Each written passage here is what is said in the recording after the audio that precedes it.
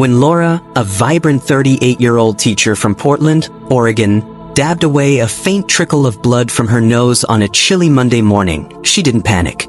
She had recess duty, a science test to grade, and a staff meeting to survive. But within 2 weeks, that tiny trickle would become a flood. And behind it, a diagnosis so rare, even seasoned doctors had to consult medical journals. This is not just a story. It's a warning. Laura's mornings were methodical. Coffee at 6:15, her favorite scarf by 6:30, in the classroom by 7:15. Monday was no different, until her nose started bleeding between second and third period. A dab of tissue, a sip of water, and she was back at it. Just dry air, she thought. But by Tuesday, it happened again. And again on Wednesday.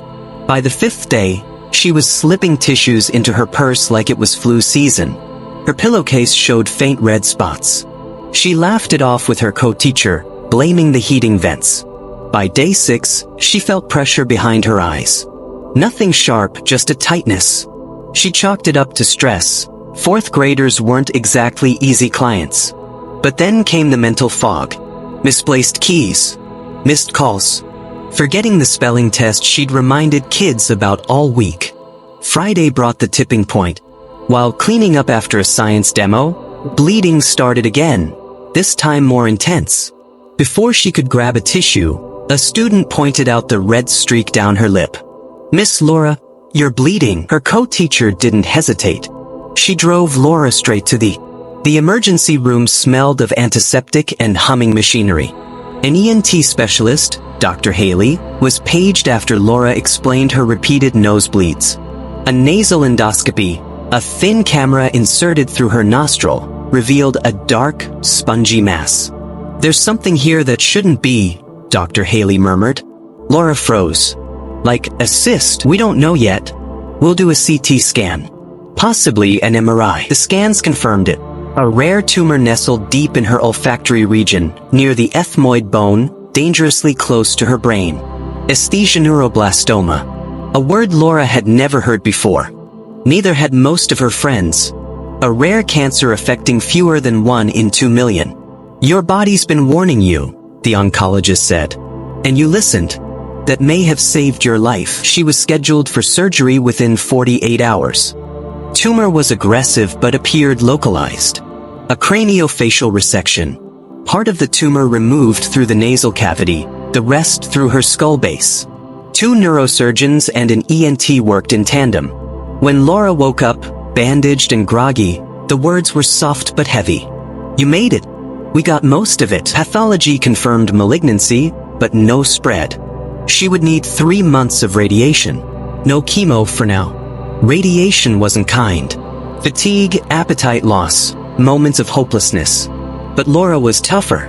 She leaned on her school community, her sister in Seattle, and even her students who sent her handmade cards with crayon rainbows. After 90 days of treatment, her scans came back clean. Cancer-free. 6 months later, Laura returned to the classroom, and to a new mission. She began speaking at medical schools, giving TED-style talks titled, "It Was Just a Nosebleed." She reminded people to listen to their bodies, even when the signals seemed small. "I ignored it for days. But my body knew before I did." Laura's story isn't just rare, it's a reminder. A nosebleed might be nothing, or it might be the start of everything. What would you do if your simple nosebleed lasted 10 days? Would you wait like Laura, or act sooner? When I opened my eyes, everything was blurry. I heard voices. I felt a bandage over my nose. I couldn't move my head. Laura had survived the 8-hour craniofacial resection. The rare tumor had been removed, most of it, at least. But waking up in recovery didn't mean the nightmare was over. The doctors were talking about margins, about how close the tumor came to my brain. One of them said it was a miracle I hadn't seized or collapsed earlier. She was alive. But now came the real battle, reclaiming her life. The side effects no one warns you about. In the days after surgery, Laura experienced severe facial swelling, loss of smell, the olfactory nerves had been affected, intense headaches, fatigue that felt like drowning. The worst part? I couldn't smell coffee anymore. I couldn't even cry properly because it hurt too much. She was discharged 10 days later, but the trauma wasn't done with her.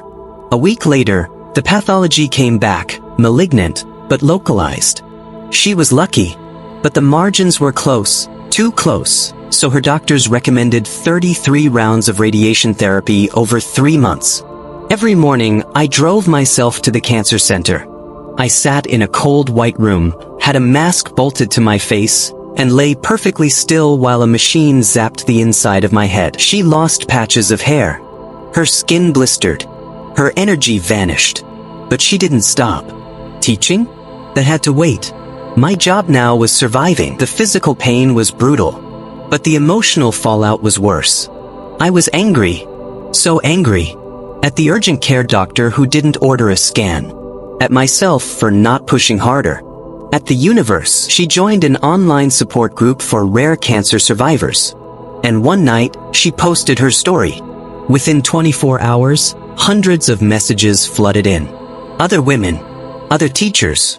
People who had ignored symptoms too. One woman messaged me and said, "I scheduled a scan today because of your post." That was the moment I stopped feeling like a victim. 6 months after her surgery, Laura walked back into her 4th grade classroom.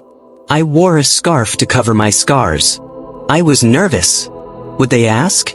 Would they look at me differently? But what happened instead broke her heart, in the best way. One of my students had made a banner, "Welcome back, Miss Laura. You're the bravest teacher in the world." I cried for 10 minutes. She taught part-time at first, but soon she was back full-time. And something else had changed. She started giving talks at schools, hospitals, and women's groups about listening to your body and never ignoring strange symptoms. If one person avoids a late diagnosis because of my story, then it was all worth it. Laura still goes in for annual MRIs. She still has trouble smelling and sometimes gets headaches. But she's alive. She's strong. She's a survivor. That nosebleed wasn't just a nuisance.